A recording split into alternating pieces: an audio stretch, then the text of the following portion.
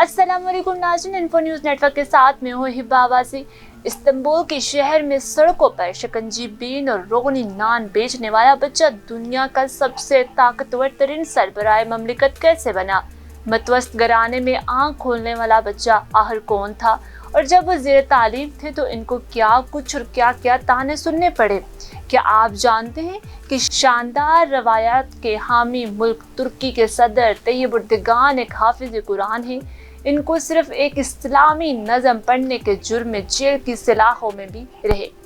एक कौम पसंद नज़म पढ़ने पर तैयब एर्दोगान को 4 माह के लिए जेल भी जाना पड़ा था। इस नज़म में लिखा था कि मस्जिदें हमारे मोर्चे हैं, इनके गुंबद हमारे हेलमेट और इनके मीनार हमारी बंदूकें और ईमान वाले हमारे फौजी हैं। टैंकों के आगे लेट लेट कर अपनी फौज को वापस बैराकों में भेजने वाले और फौजी बगावत को कुचलने वाले तैयब एर्दोगान ने लाल बेग के डर से ऐवान सदर में रहना क्यों छोड़ दिया, और वो अब कहाँ रहते हैं? तो दोस्तों, आज की वीडियो में हमारे ब्रादर मुल्क तुर्की के सदर तैयब एर्दोगान के मुतालिक आपको कुछ नया बताएंगे। इससे पहले वीडियो शुरू करें, आप अगर पहली बार हमारे चैनल पर आए हैं तो इसको सब्सक्राइब करें और सामने नजर आने वाले बेल के आइकन को दबा दें ताकि हमारी वीडियो सबसे पहले आप देख सकें।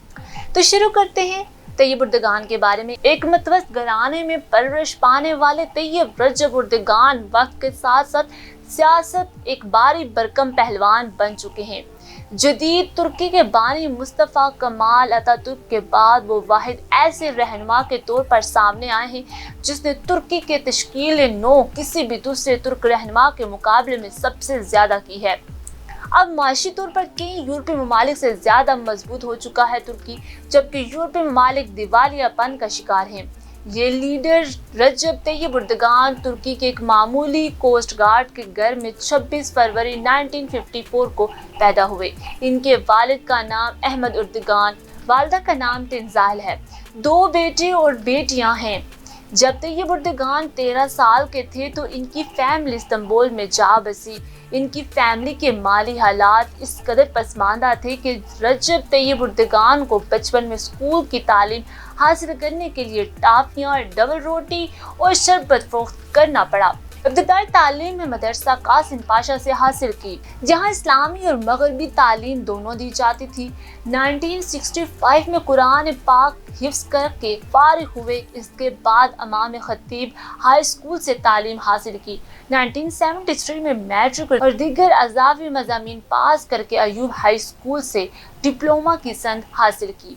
इसी तरह मरमरा यूनिवर्सिटी से बिजनेस एडमिनिस्ट्रेशन डिग्री हासिल की। वो शुरू ही से सियासी दुनिया में दिलचस्पी रखते थे। 1976 में इस्तांबुल में यूथ पार्टी के हेड मुकर्रर हुए। मार्च 1994 में इस्तांबुल के मेयर मुंतखब किए गए। इस वक्त इस्तांबुल पानी की किल्लत, आलूदगी और ट्रैफिक जैसे मसाइल का शिकार था। इन मसाइल को ख़त्म करके उन्होंने इस्तांबुल को जदीद शहर की शक्ल दी और करप्शन को जड़ से ख़त्म कर दिया। इस्तांबुल के $2 बिलियन के कर्जे का बड़ा हिस्सा भी वापस कर दिया। 1998 में एक जज में इस्लामी नज़म पढ़ने के जुर्म में 4 महीने की सजा भी सुनाई गई और मेयरशिप से भी हटा दिया गया। 2001 में उन्होंने जस्टिस एंड डेवलपमेंट के नाम से पार्टी भी बनाई। 2002 के इलेक्शन में इनकी पार्टी ने 2/3 वोट लेकर फतह हासिल की। तब से अब तक ये पार्टी तुर्की की हुकूमत को कामयाबी से संभाले हुए है। रजब तैयब एर्दोगान के सफर में बहुत सी मुश्किलात आई, मगर तैयब एर्दोगान ने हिम्मत न हारी।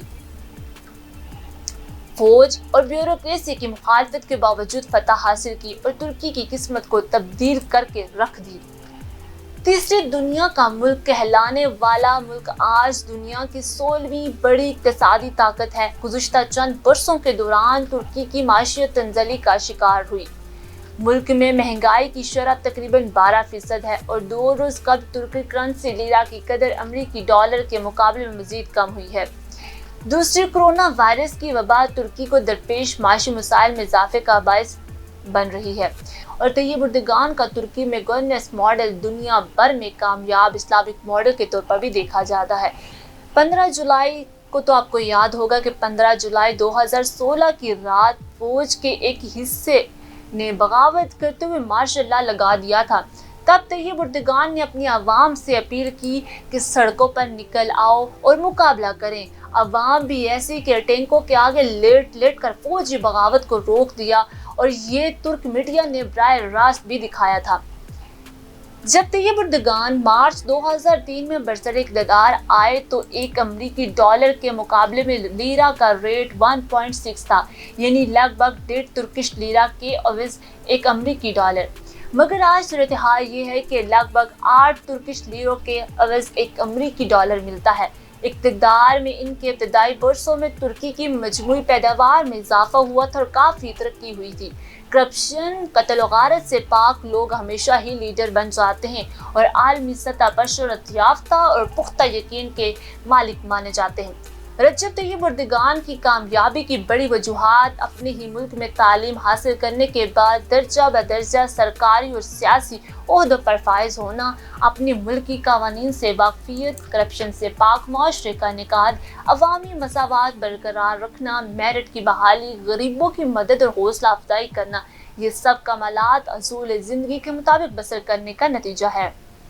इस अजीम शख्सियत की लीडरी आलम इस्लाम के तमाम हुक्मरानों के लिए एक रोशन मिसाल है।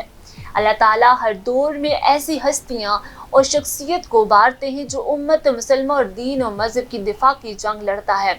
हमारे दीनी किताबों का भी यही खुलासा है कि अल्लाह ताला गैरतमंद और शुजाअत रखने और करने वाले को पसंद करते हैं और हमेशा मुश्किलात में इसका साथ भी देते हैं।